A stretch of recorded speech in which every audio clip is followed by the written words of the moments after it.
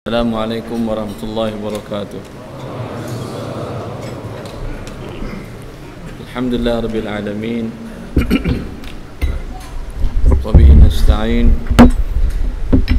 Wa nusalli wa nusallim wa nubarik ala nabiyyina Muhammadin wa ala alihi wa sahbihi wa man ihtada bihadihi wa istanna bisunnatihi ila yaumiddin wa ba'd. Ikhwani wa akhwati fillah, dalam menempuh kehidupan ini mencari rezeki Allah Subhanahu wa taala, karena ketidaktahuan kita akan syariat Allah dan ketentuan-ketentuan serta kaidah-kaidah yang Allah letakkan, Allah jelaskan dan dijelaskan juga oleh Rasulnya Muhammad sallallahu alaihi wasallam. Dalam mencari harta, sering yang terjadi kita terjerembab, jatuh dan terjerumus ke dalam pencarian harta dengan cara yang diharamkan oleh Allah Azza wa Jalla.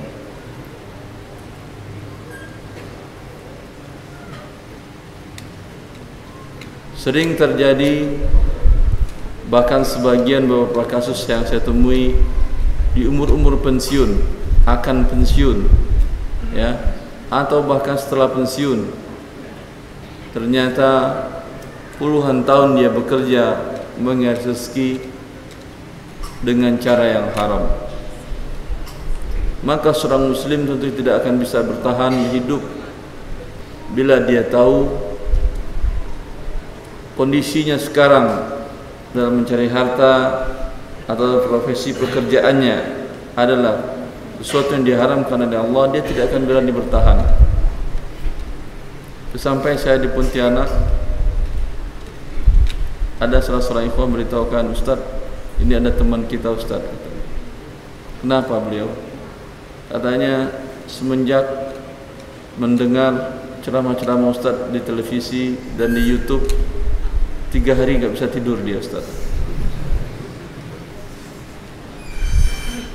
Terus carikan solusinya kalau nggak bisa tidur. Bisa dengan obat penenang solusinya? Pasti tidak bisa. Solusinya adalah tinggalkan yang haram tersebut. Kebanyakan manusia takut dalam hal ini. Dia sudah berada di zona aman selama sekian tahun, sekian bulan, sekian tahun berada di zona aman. Kemudian sekarang mulai meninggalkannya dan mulai merintis dari nol. Ada yang berani? Ada. Itu orang-orang yang takut kepada azab Allah Azza wa Jalla dan orang-orang yang merasakan kondisi jiwanya begitu hancur dan dia ingin mencari cara cerdas untuk selamat dari hal ini. Cara cerdasnya cuma satu, berhenti. Enggak ada cara tikung sana tikung sini kemudian jadi halal, tidak. Berhenti dari yang haram, cari yang halal. Selesai urusannya sudah. Besok tidur dia itu. Enggak perlu minum pil. Kasus yang sama ketika saya di Semarang memberikan tabligh akbar juga dengan tema riba. Moderatornya, tapi bukan yang ini moderatornya. Dia bercerita sebagai takdim, sebagai prolog. Dia mengatakan, ini kasus pembahasan yang saya pernah alami sendiri selama lebih 20 tahun. Saya bekerja di salah satu bank BUMN di Jakarta dan tinggal di Semarang. Level saya sudah sangat tinggi. Tetapi satu yang tak pernah saya tahu menahu, yang mungkin dengan itu Allah menegur saya, setiap saya mau pergi ke kantor, pasti kepala saya merasa sakit dan saya harus minum Panadol. Artinya lebih dari 20 tahun saya telah minum Panadol untuk menghilangkan rasa sakit kepala. Kemudian alhamdulillah ada yang menasihati, jangan-jangan karena profesi kamu di bidang riba ini sakit kepalamu terasa. Dia sudah berobat ratusan juta, tak satu pun dokter yang mampu mengobatinya. Kemudian dia coba ikuti nasihati temannya tersebut. Jangan-jangan iya gara-gara karena saya bekerja di lembaga riba. Dia ajukan resign dan dia pun berhenti dari posisi yang nyaman dan zona yang aman itu. Lebih dari 20 juta gaji per bulannya. Lalu dia mengatakan terus terang di hadapan jamaah, ratusan jamaah tersebut, dia mengatakan, alhamdulillah, semenjak hari saya berhenti dari pekerjaan itu sampai sekarang tidak pernah minum Panadol. Ini dia solusi cerdasnya untuk menyelesaikan diri dari zona aman tetapi tidak aman dari siksaan Allah Azza wa Jalla. Karena Allah telah menyatakan dalam Al-Quran, alladzina ya'kuluna riba la yaqumuna illa kama yaqumu alladhi yatakhabbathu asyaitanu minal mas. Kata Allah, orang-orang yang makan riba, ya, baik untuk mendapatkan rumah atau kendaraan atau pendidikan anak atau kebutuhan lainnya dengan cara riba, kata Allah, dia berdiri bagaikan orang kesurupan. Ibnu Abbas menafsirkan ayat ini dengan bahwasanya nanti di hari kiamat dia berdiri bagaikan orang kesurupan. Tetapi penelitian salah satu profesor jantung di Mesir, di Universitas Al-Qahirah, beliau mengatakan sangat erat hubungan antara tindak laku perbuatan riba dengan penyakit jantung. Dari gambaran ayat ini, orang yang kesurupan biasa tidak normal detak jantungnya, ya, maka ini penelitiannya. Anda mau kesurupan semua karena gara-gara melakukan riba? Betul tidak? Maka solusi cerdasnya berhenti dari ini. Apakah kemudian berhenti Anda dari riba, berhenti kemudian dari hidup berarti? Tidak. Apakah kemudian berhenti dari transaksi riba untuk mendapatkan rumah, sekarang tinggal di kolong jembatan? Tidak. Apakah kemudian berhenti dari melakukan transaksi riba untuk mendapatkan kendaraan roda 2, sekarang Anda punya kendaraan roda 1? Juga tidak. Apa kendaraan roda 1 ini? Wallahu a'lam, apa enggak tahu saya. Yang penting walhasil tidak akan berakhir hidup ini, ya akhi. Tidak akan wafat Anda. Salah seorang yang bertobat dari riba ini, dari zona aman juga dia, lebih dari 25 per bulan gajinya dia, kemudian dia berhenti, mulai merintis jualan kecil-kecilan hidupnya. Tapi ketika saya tanyakan, apa perasaan Anda dengan kondisi sekarang? Kata dia, memang dari segi finansial Ustaz, kita mesti bersabar. Tapi ada satu sisi dari ruang hati saya dan keluarga dan anak-anak yang tidak bisa dibeli dengan uang. Yang ini yang saya rasakan. Oleh karena itu saya tanyakan, menyesalkah Anda resign dari posisi puncak di sebuah karir di sebuah bank riba, hidup dengan apa adanya sekarang dengan mencari rezeki Allah, mulai bisnis dari awal, dagangan kecil-kecilan? Dia mengatakan, saya tidak pernah menyesal Ustaz, karena tidak mungkin orang dalam kebahagiaan menyesal dalam kehidupan.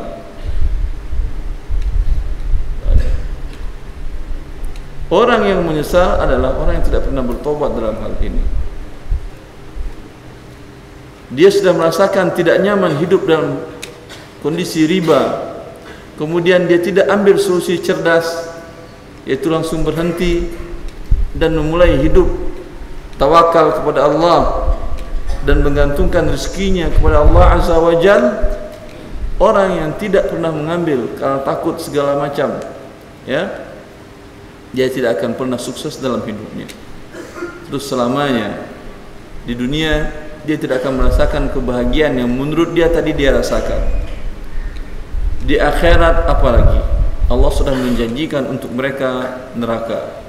Allah telah mengatakan, وَمَنْ عَادَ فَأُولَٰئِكَ أَصْحَابُ النَّارِ هُمْ فِيهَا خَالِدُونَ. Sebelum ayat ini Allah mengatakan, فَإِنْ لَمْ تَفْعَلُوا fa'dhanu biharbin minallahi wa rasulih. Jika kalian tidak berhenti dari berbuat riba, maka kalian berarti mengumumkan perang melawan Allah. Ibnu Abbas menafsirkan ayat ini, setiap pelaku riba nanti di akhirat Allah berikan pedang. Nih, fulan, pedang, ambil. Baris nih, mari kita adu pedang. Bukan main-main. Bukan pura-pura beradu pedang, tidak. Hah? Anda lawan Allah pakai pedang, pakai nuklir ente pakai, mati nuklir ente lawan Allah. Apalagi sekarang cuma pakai pedang. Apa kejadiannya? Hancur Anda. Kalaulah Allah Subhanahu wa taala mengutus saja kepada manusia mengaku dirinya gagah dan kuat dan memiliki tentara-tentara yang terkuat di masanya dan sampai sekarang menggunakan kendaraan gajah, Abraha dihancurkan oleh Allah Subhanahu wa taala dengan burung yang dikirim Allah, cuman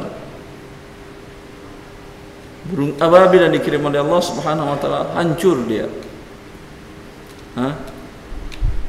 Apalagi Anda dengan peralatan perang yang tidak ada, tidak punya kendaraan gajah, juga tidak segagah Abraha, sekarang mau melawan Allah Subhanahu wa taala, berperang seperti yang Allah sendiri yang nantang. Fa illam taf'alu fa'dhanu biharbin minallahi wa rasulih. Jika kalian tidak berhenti dari berbuat riba, ambil solusi cerdas tadi, maka berarti kalian telah melakukan perang melawan Allah dan Rasulnya. Dan dalam ayat yang lain selanjutnya Allah mengatakan, wa man 'ada faman ja'ahu mau'izatun min rabbih fantaha falahu ma salafa amruhu ila Allah wa man 'ada fa ulaika ashabun nar hum fiha khalidun. Kata Allah Subhanahu wa taala, dia dulu tidak tahu bahwa perbuatannya ini adalah perbuatan riba. Kemudian datang peringatan Allah, sekarang alhamdulillah tahu. Ada bukunya, ada ceramahnya, yakin dia sudah Allah melakukan riba. Solusi cerdas yang harus diambil, kata Allah, fantaha, berhenti di saat itu juga. Tidak ada jeda waktu. Atur dulu pensiun, selesaikan dulu kasus ini, kasus itu, tidak. Ada salah seorang jemaah yang bertanya, Ustaz, saya ingin taubat dari riba karena memang betul seperti yang Ustaz katakan, tidak nyaman hidup dengan riba itu. Tapi saya mau atur dulu Ustaz, masa depan saya dan anak-anak saya. Baik. Kalau besok Anda sebelum aturan selesai Anda mati, apa yang terjadi? Sudah bertobat? Ya belum. Kemana Anda tempatnya? Allah sudah janjikan neraka. Tapi kalau langsung berhenti, resign, ajukan surat pemberhentian. Dan subhanallah, kemarin saya di Makassar, ikhwan di sana bilang, Ustaz, alhamdulillah ada keluhan dari beberapa lembaga keuangan riba, ada bank BUMN yang mengeluhkan banyak karyawannya yang resign di Makassar. Alhamdulillah. Karena manusia memang harusnya begini, tidak nyaman dia hidup. Saya diminta di salah satu kantor pusat bank asing di Jakarta untuk memberikan ceramah tentang riba. Saya sampaikan riba bahwa pekerjaan ini pekerjaan yang haram, melawan Allah dan Rasulnya, berperang melawan mereka. Dalam belum selesai lagi seminar tersebut, beberapa karyawan tunjuk tangan. Di situ ada vice presidennya. Pak, saya resign. Satu lagi berdiri, Pak, saya resign. Pak, saya resign. Lalu kata VP-nya, vice presidennya, dia bilang, saya juga tahu, saya mau bareng kalian ikut resign juga. Berapa bulan setelah itu, saya bertemu dengan VP ini, vice president ini, dia bilang, alhamdulillah Ustaz, saya sekarang sudah resign dan mulai hidup apa adanya. Ya. Karena memang tidak nyaman. Tidak akan nyaman dan tidak akan tenang dalam maksiat kepada Allah Azza wa Jal yang Allah sediakan siksaannya yang berat seperti itu.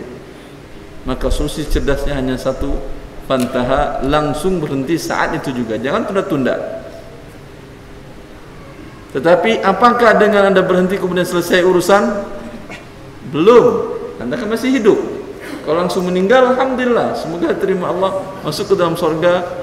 Seperti kisah seseorang yang membunuh 100 orang, kemudian dia bertobat dan langsung meninggal, langsung masuk surga, kan ya? Kalau seperti itu kisah Anda, alhamdulillah. Kalau tidak, berarti masih ada permasalahan dan problematika yang Anda hadapi ke depan. Bukan berarti dengan bertobat Anda menjadi tenang dan nyaman 100% langsung, tidak. Di awalnya akan ada godaan-godaan dari kiri, kanan, atas, bawah, samping dan belakang, depan dan belakang. Mungkin dari keluarga, mungkin dari orang tua, mungkin dari anak istri. Tuh gara-gara sok alim, dengarin aja tuh kajian Syekh Arwandi. Sekarang resign. Sekarang berarti rasa susah hidup. Ini bagian daripada kesempurnaan pertobatan Anda kepada Allah. Karena Allah bila mencintai suatu kaum, ibtalahum, pasti akan mendapat ujian dan cobaan. Bukan berarti ketika Anda melakukan perbuatan dicintakan oleh Allah kemudian bebas dari cobaan, pasti tidak. Butuh perjuangan, butuh kesabaran, dan terus belajar syariat Allah. Bila tidak belajar syariat Allah, kasus yang sama pernah terjadi.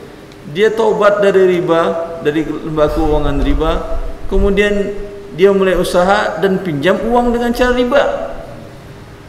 Sekarang saya katakan kepada dia, apa gunanya Anda taubat dari lembaga riba, pinjam uang dengan cara riba, tapi bukan ke lembaga, ke tetangganya.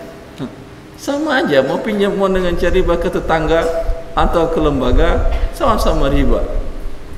Maka pelajari syariat Allah Subhanahu wa taala. Dengan demikian Anda telah memupuk, membesarkan serta mengembangkan hidayah yang Allah berikan kepada Anda. Dengan demikian Anda merasakan kenyamanan hidup di dunia ini. Alladzina amanu wa lam yalbisu imanahum bidzulm ulaika lahumul amn wa hum muhtadun.